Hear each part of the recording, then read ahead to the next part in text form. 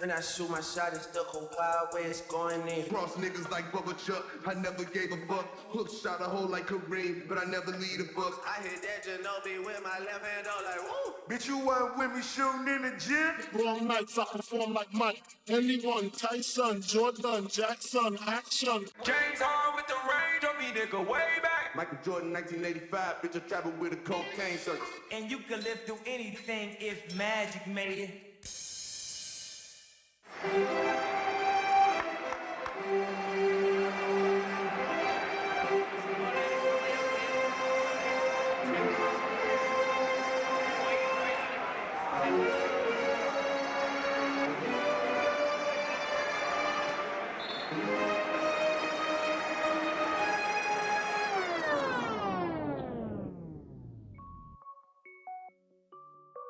What up, my fellow Knicks fans? This is your guy Marcellus Ease. Don't panic quite yet. Now, I know it's the eve of the draft, and free agency is vastly approaching right after that. I thought I'd touch base on two quick things. First, I'm going to start off with Fred VanVleet. Of course, him approaching free agency is very unique for us because he's one of the main point guards that's going to be out there. Hopefully we can be able to attract him at a good price. But I'm going to play a quick clip so you guys can kind of understand the mindset of how he's approaching free agency, because the Toronto Raptors are in a very peculiar situation in which the Canadian government is very strict about travel in and out of their country. So this is definitely going to affect the Raptors. A lot of players right now, they don't even know where they're going to live next season, because the NBA is considering moving the team for the short term so the Raptors could freely practice and travel and play against other NBA teams. So this could have a major effect on their free agency, because certain players on the Raptors are not going to want to even deal with that whole situation. And second of all, the Raptors as a franchise might be a bit stingy this offseason because they're not going to be able to sell tickets to their fan base. But you guys take a listen to Fred VanVleet and his mindset in approaching his free agency. Yeah, absolutely. I've never shied about it. I never really talked about it publicly, but I'll share with you guys. I'm trying to get paid, man. I'm not shy about that. I don't have to tell people that I value winning. Like, just look at my story, do your research. I've never been on a losing team in my entire life.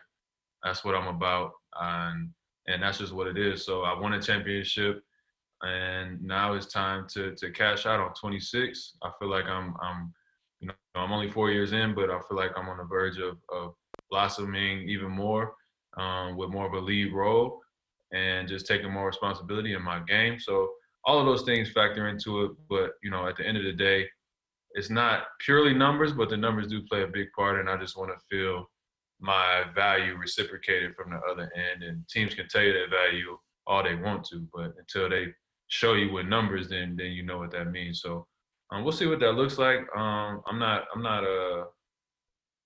gonna play hard to get it. I'm not gonna try to outsmart myself and stack teams against each other. But I mean, we'll see what the numbers look like when they come in. We'll try to make the best decision. But I'm a pretty simple guy, so it's not that difficult for me. I'm gonna look at all the offers on the table. I know what I feel like I'm worth, and I'll see if their minds are in the same place as me. And if not, then we'll take the best deal that's on the table. But like, the pandemic mattered, Corona mattered, seeing how quick a season can end and start back up, like all of those things are going into my mind. So 20% escrow, like all of those things I'm thinking about, looking forward. So I'm a businessman at heart, but I think, I do value certain things when it comes to actually picking between franchises that are offering the same number. So that part will be easy. I mean, we know I don't have to down credit anybody or boost anybody. We know what teams are what, and so that part will be easy. Money talks, and Fred VanVleet is definitely looking for the bag. But like I said, hopefully we can get him at a good price, could steer him away from that Toronto franchise, and it could bring definitely stability to our team, especially offensively, to get guys like RJ Barrett, Kevin Knox, and even Julius Randle playing more in stride, more at ease. And last but not least, I want to cover the draft picks that we received in the Kristaps Porzingis trade. Yeah, I know. You guys don't want to hear about KP. But this is pretty interesting. The Mavericks were actually waiting out for the NBA season to start in January, which they were hoping for. And with KP's meniscus tear, they were actually caught off guard with the league starting back up on December 22nd. So he had surgery in October, and he won't be back for the Mavericks until January.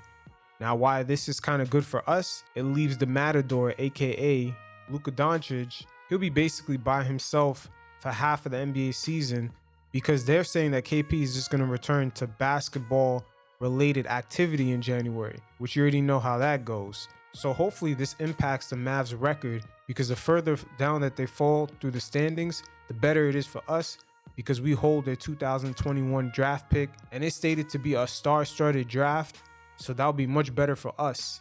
And also we still have the 2023 draft pick. So with KP still going through all his injuries, I mean, this guy really hasn't played a game in April. It took the pandemic to happen for him to play a game in April, and he still got hurt. And now with him having an ACL injury on his left knee and a torn meniscus in his right knee, hopefully going forward, I mean, I don't wish bad on anyone, but it's good for Knicks fans if he remains inconsistently not on the court and the Mavs are kind of stuck finding a second person to put next to Luka. So you guys just keep an eye out on the Mavs, especially what's going on around that team, because once again, the 2021 first round pick that we have is unprotected. So no matter where it falls, we definitely get that pick. And any inconsistencies KP has as far as being on the court, it definitely benefits us. So hopefully this season in particular, KP comes through with that stimulus package on this trade, because especially with DSJ not really working out, it could definitely be an added bonus to have a nice mid-round 2021 draft pick for a draft that's slated to be deep and potentially have some generational changing players. It is what it is. You guys stay confident. I'm pretty hyped up for the draft. Keep in mind, all these teams outside of the first two picks are pretty much in the same boat. So until next time, you guys stay safe in these Rona streets. Peace.